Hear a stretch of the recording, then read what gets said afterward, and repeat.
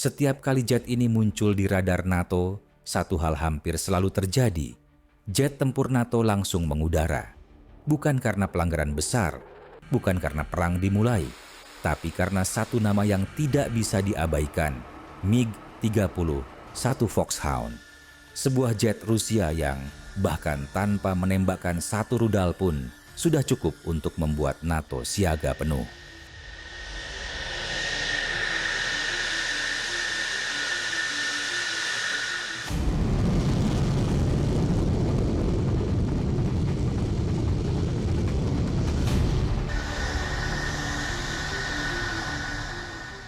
Banyak yang menyebut MiG-31 sebagai jet tua peninggalan Uni Soviet.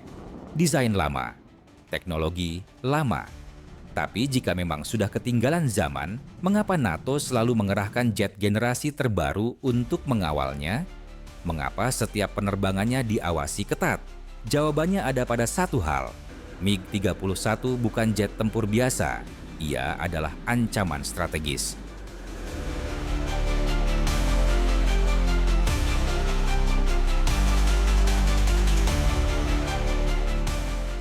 MiG-31 dikembangkan di puncak Perang Dingin. Saat Uni Soviet membutuhkan jet yang mampu melindungi wilayah udara sangat luas dari pembom strategis, rudal jelajah, hingga ancaman kecepatan tinggi. Hasilnya adalah Foxhound, jet pencegat jarak jauh dengan kecepatan ekstrim. Filosofinya bukan duel jarak dekat, melainkan mencegat, menghancurkan, dan pergi sebelum lawan mendekat.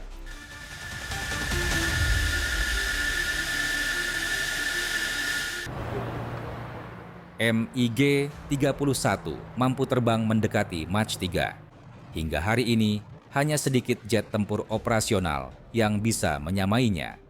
Kecepatan ini bukan sekadar rekor. Dalam dunia militer, kecepatan berarti waktu reaksi lebih singkat, area operasi lebih luas, dan peluang intersepsi yang jauh lebih kecil. Bahkan jet NATO paling modern sekalipun tidak dirancang untuk mengejar MiG-31 dalam waktu lama.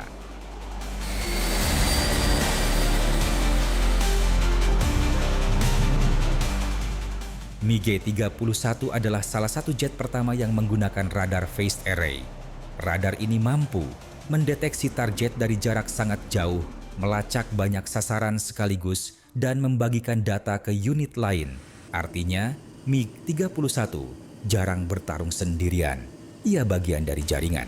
Dalam banyak skenario, NATO bukan mencoba menjatuhkan MiG-31, melainkan memastikan jet ini tidak semakin dekat.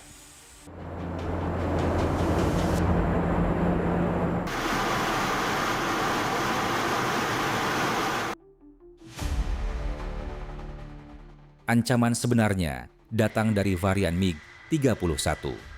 Kajet ini mampu membawa rudal hipersonik KH-47M2 Kinzhal, rudal yang melaju dengan kecepatan ekstrem dan dirancang untuk menembus pertahanan udara modern.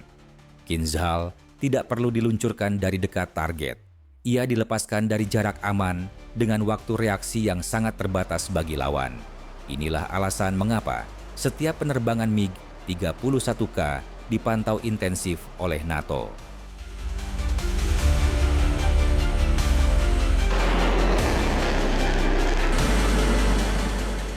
NATO memiliki jet canggih seperti F-35 dan F-16 modern. Tapi, MiG-31 bermain di domain yang berbeda. Ini bukan soal siapa paling stealth, ini soal jangkauan, kecepatan, dan tekanan strategis. MiG-31 memaksa NATO bereaksi cepat, mengerahkan banyak aset, dan tetap dalam posisi defensif. Dalam banyak kasus, Rusia mengontrol tempo.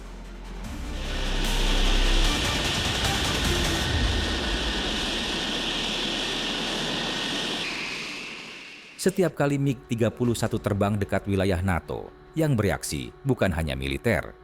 Media memberitakan, pemerintah negara Baltik bersiaga, NATO meningkatkan patroli.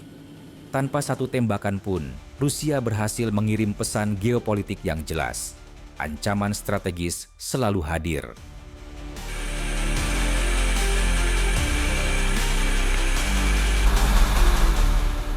MiG-31 bukan jet sempurna.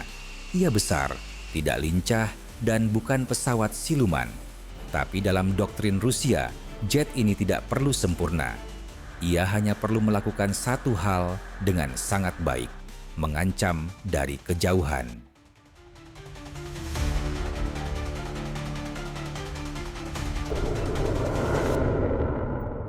MiG-31 Foxhound membuktikan bahwa dominasi udara tidak selalu ditentukan oleh teknologi terbaru. Kadang, kombinasi desain lama dan senjata modern justru menciptakan tekanan terbesar.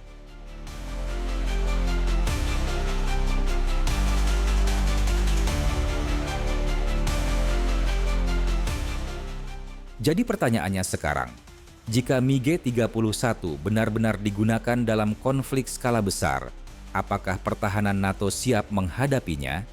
Tulis pendapatmu di kolom komentar. Jangan lupa like, subscribe, dan aktifkan lonceng, karena di video berikutnya kita akan bahas MiG-31 versus F-35.